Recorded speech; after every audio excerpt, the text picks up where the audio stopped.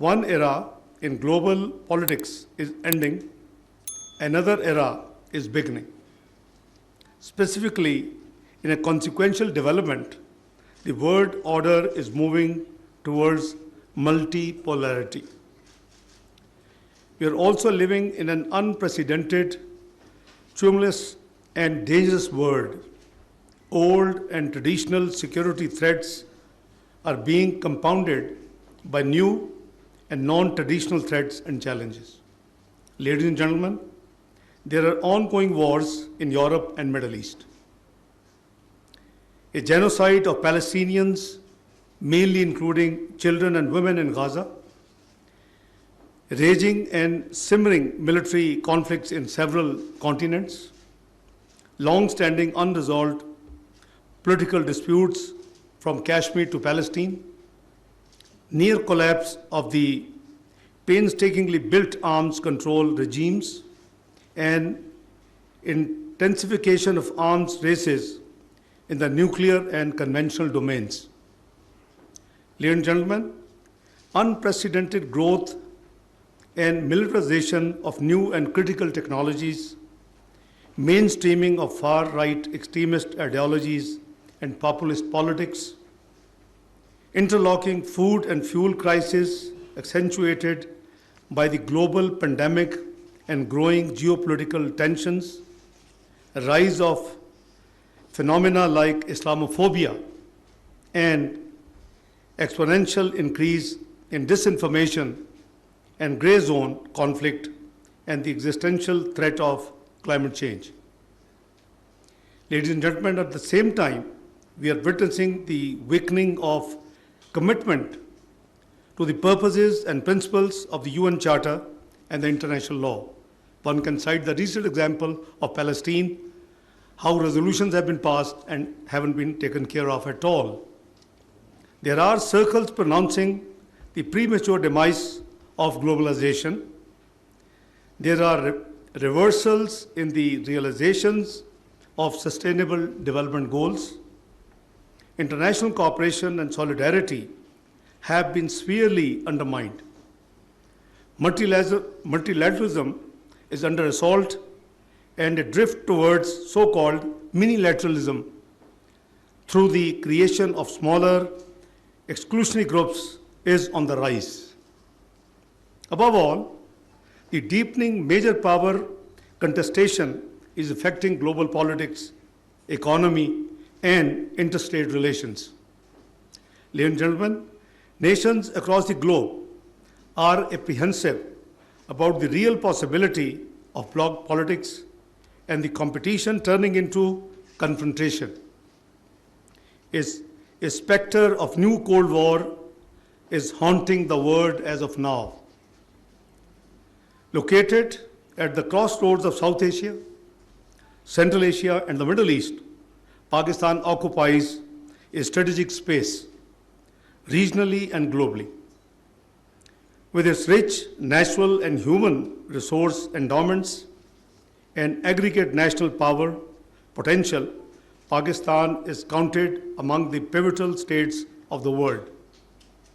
Naturally, Pakistan is also profoundly affected by the strategic global environment that I have just scanned for you.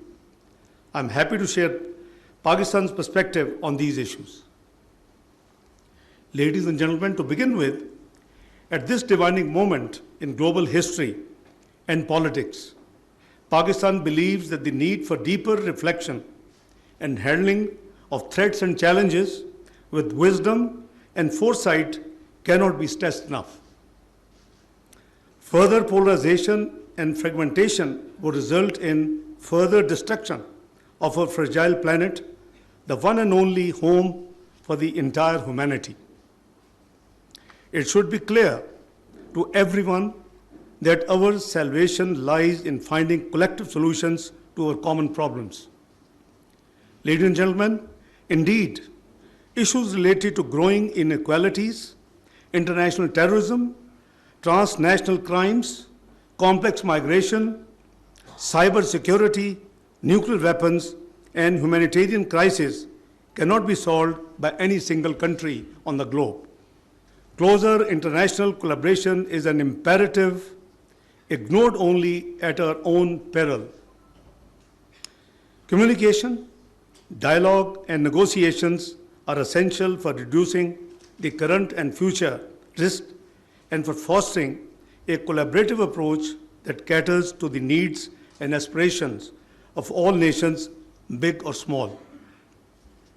Averse to bloc politics, Pakistan firmly supports an approach that prefers cooperation over confrontation. An approach that is built on reaffirmation of faith in and commitment to the United Nations Charter and international law. An approach that places premium on strengthening multilateral norms and institutions. An approach that revolves around peace, mutual respect, coexistence, and win-win solutions. Ladies and gentlemen, in the regional context, Pakistan's approach is conceptualized in the peaceful neighborhood policy. In essence, it seeks the creation of a peaceful external environment to that our core national objectives of sustainable economic development could be advanced. As such, Pakistan remains a strong proponent of the inextricable link between peace and development.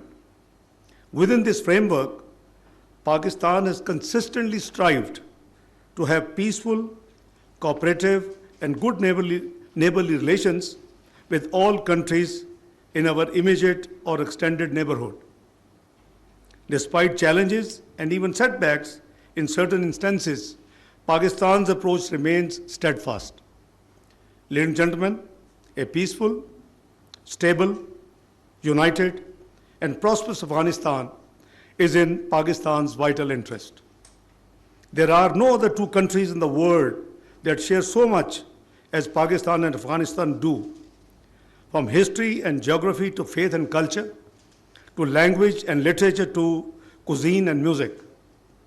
Since the Taliban's takeover in August 2021, Pakistan has followed a pragmatic approach, focused on practical cooperation aimed at averting any humanitarian crisis in Afghanistan and facilitating the all well-being of the 40 million Afghan people.